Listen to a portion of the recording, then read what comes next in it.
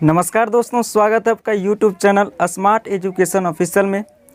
पिछले video session में दोस्तों हम आपको साइंस इंट्रोडक्शन बताए थे, अर्थात आपको साइंस के बारे में पूर्ण रूप से जानकारी बता दिए थे।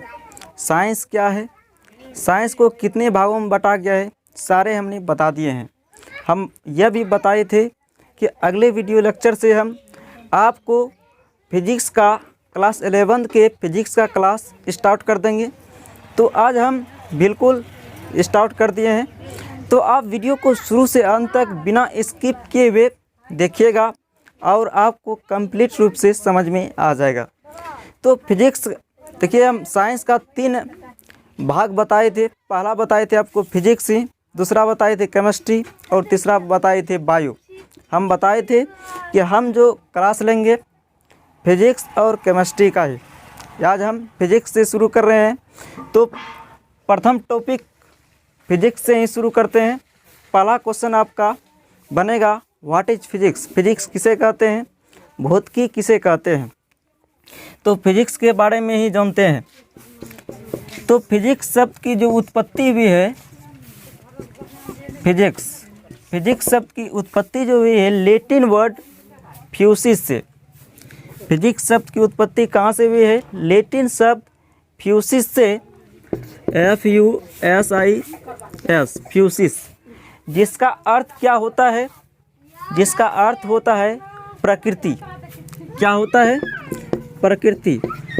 फिजिक्स शब्द की उत्पत्ति लैटिन शब्द फ्यूसिस से हुई है, जिसका अर्थ होता है प्रकृति।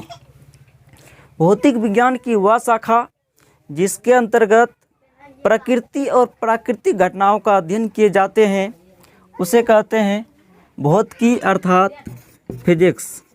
उसे क्या कहते हैं? भौतिकी अर्थात फिजिक्स। भौतिक विज्ञान की वह शाखा जिसके अंतर्गत प्रकृति और प्राकृतिक घटनाओं का अध्ययन किया जाता है।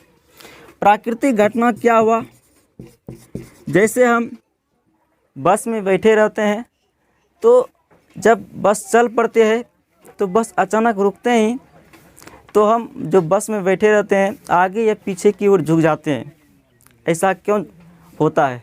आगे झुक जाते हैं या पीछे झुक जाते हैं, क्यों ऐसा होता है? इस सब के बारे में जानेंगे।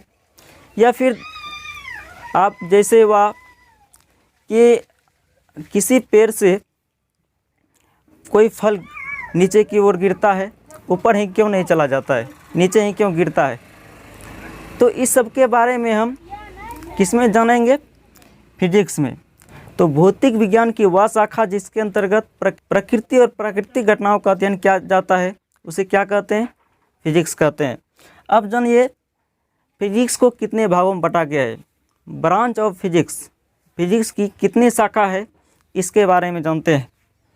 Branch of physics, branch of physics, branch of physics यानी फिजिक्स की शाखा। फिजिक्स की जो शाखा होती है, अर्थात भौतिकी की 2 शाखाएं होती है मुख्य रूप से। पहला होता है ancient physics, ancient physics, ancient physics, जिसका हिंदी होता है प्राचीन भौतिकी। ऐसे हम पिछले वीडियो लेक्चर में आपको इसके बारे में बताए थे, जो देखे हैं आपको पता होगा। अगर अभी भी नहीं देखे हैं तो ज़रूर जाकर देख लीजिए। एंशिएंट फिजिक्स, प्राचीन भौतिकी। दूसरा होता है मॉडर्न फिजिक्स, मॉडर्न फिजिक्स, जिसका हिंदी क्या होता है? आधुनिक भौतिकी, आधुनिक भौतिकी, आधुनिक भौतिकी। चलिए इन दोनों के बारे में बारी बारी से जानते हैं। पहला क्या? एंशिएंट फिजिक्स, प्राचीन भौतिकी। पहले हम फिजिक्स के जनक के बारे में बताते हैं। भौतिक विज्ञान के जनक कौन है? पहले ही बता चुके हैं आपको। फिजिक्स के जो जनक है प्राचीन भौतिकी के, बताए थे सर आइजैक न्यूटन है, सर आइजैक न्यूटन। और आधुनिक भौतिकी के जो जनक है अल्बर्ट आइंस्टीन है। कौन है? Albert Einstein. इसको याद रखिएगा। अब समझिए प्राचीन भौतिकी क्या है। फिजिक्स के जिस ज्ञान का संग्रह सन 1900 ईस्वी तक हुआ है, कहाँ तक? सन 1900 ईस्वी तक हुआ है, उसे क्या कहते हैं? प्राचीन भौतिकी। फिजिक्स के जिस ज्ञान का संग्रह सन 1900 ईस्वी तक हुआ है, उसे क्या कहते हैं? प्राचीन भौतिकी, एंशिएंट फिजिक्स, प्राचीन भौतिकी। अब दूसरा है मॉडर्न फिजिक्स। फिजिक्स के जिस ज्ञान का संग्रह 1900 ईस्वी के बाद अर्थात आधुनिक काल में करते हैं, उसे कहते हैं आधुनिक भौतिकी, मॉडर्न फिजिक्स। इसके जनक भी बता दिए, अल्बर्ट आइंस्टीन जी है। तो आप लोग व्हाट इज फिजिक्स के बारे में जान गए, अर्थात भौतिकी क्या है, और टाइप्स ऑफ फिजिक्स, फिजिक्स को के कितने प्रकार है, यह भी जान चुके। चलिए हम अब मेन पॉइंट की ओर चलते हैं। आपका बेसिक से बिल्कुल शुरू कर रहे हैं। आपका प्रथम टॉपिक क्लास 11 का शुरू कर रहे हैं, और प्रथम चैप्टर भी है आपका मात्रक और बीमा। मात्रक और बीमा, बिल्कुल हम हिंदी में ही बताते जाएंगे आपको। मात्रक एवं बीमा, मात्रक एवं बीमा, मात्रक एवं बीमा, जिसे अंग्रेजी में क्या कहते हैं? Unit and dimension, unit and dimension. इसको ध्यान में रखिएगा। चलिए प्रथम टॉपिक शुरू करते हैं, फिजिकल क्वांटिटी। इसे कहते हैं भौतिक राशि। क्या कहते हैं? भौतिक राशि।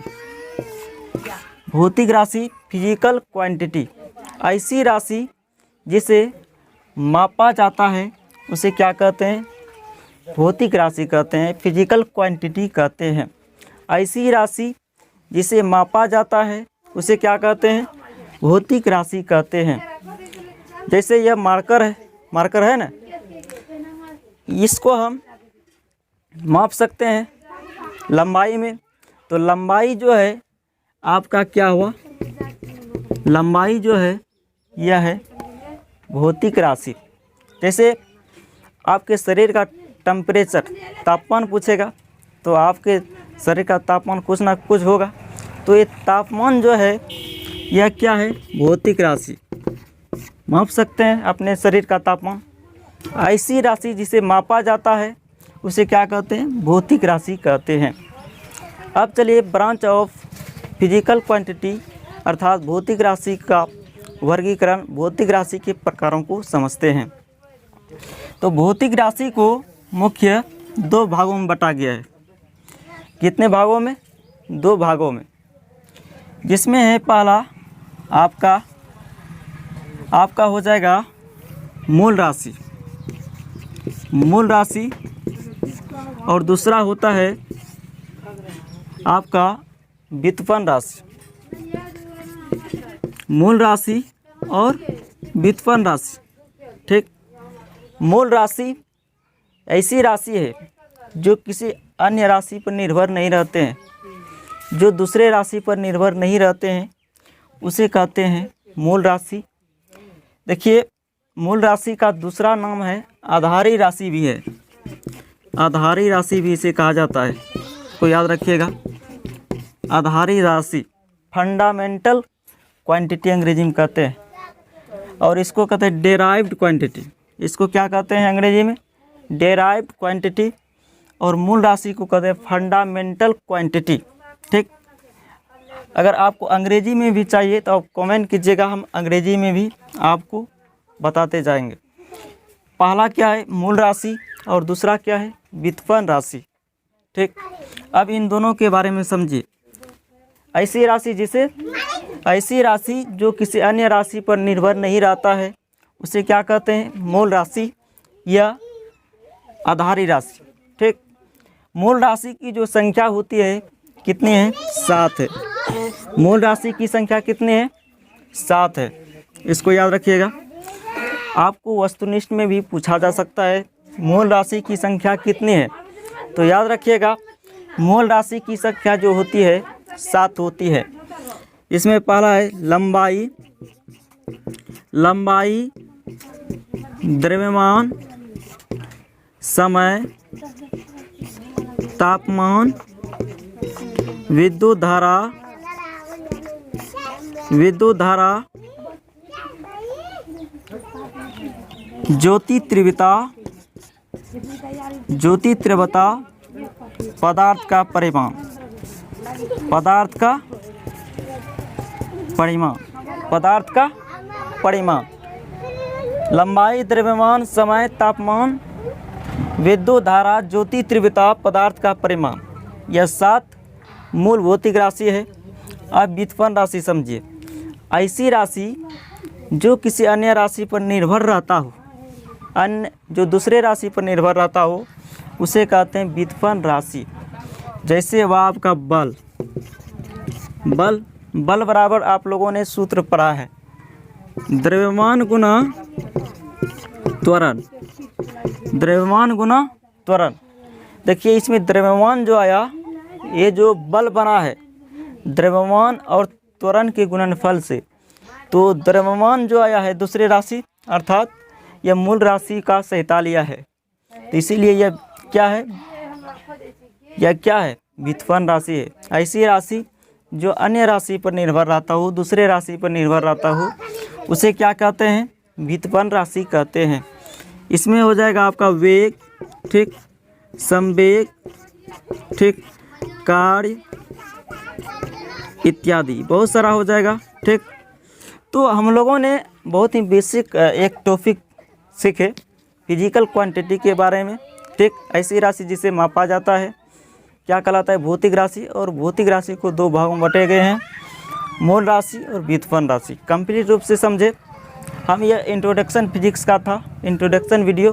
अब नेक्स्ट वीडियो लेक्चर में हम आपको कंप्लीट रूप से मात्रक एवं विभव के बारे में बताएंगे। तब तक के लिए जय हिंद, वंदे मातरम। और आपको वीडियो अच्छा लगा तो आप ज़रूर इस वीडियो को शेयर कीजिए अपने मित्रों के बीच। धन्यवाद।